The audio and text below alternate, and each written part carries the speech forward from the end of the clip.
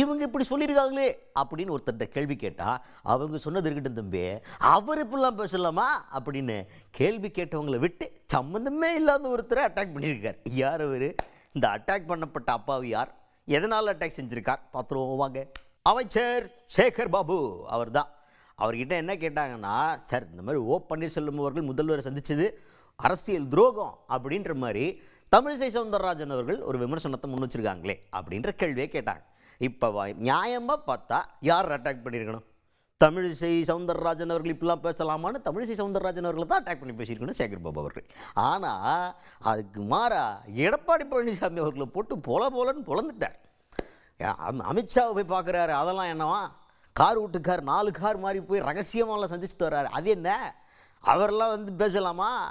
அவர் எப்படி முதல்வர் ஆனார் தெரியுமில்ல? சசிகலா அம்மையார் தான் அவரை முதல்வர் ஆக்கினது. ஆனால் அதுக்கப்புறம் அவர் நன்றி விசுவாசத்தோடு இருந்தாரா?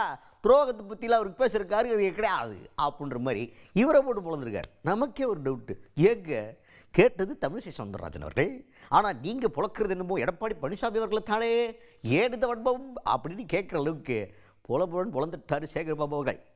அமித்ஷாவை சந்திப்பது எந்த வகையில் எடுத்துக்கொள்ளலாம்? மோடியை 4 கார் மாறி மாறி போய் சந்திக்கிறாரு, அதை எந்த வழியில் எடுத்துக்கொள்ளலாம்? வீட்டிலே ஏற்பட்ட துக்கத்திற்காக அடுத்து முதல்வருக்கு ஏற்ற சிறிய உடல்நல குறைவு காரணமாக அவரை இல்லத்தில் வந்து சந்திப்பது எப்படி துரோகம்? மனிதநேயமுள்ள மனிதாபிமானமுள்ள யாரும் இதை துரோகம் என்று ஏற்றுக்கொள்ள மாட்டார்கள். துரோகத்தின் சாயல் படிந்தவர், தன்னை முதலமைச்சராக்கிய சசிகலாவே யார் என்று கேட்டவர் துரோகத்தை பற்றி பேசக்கூடாது.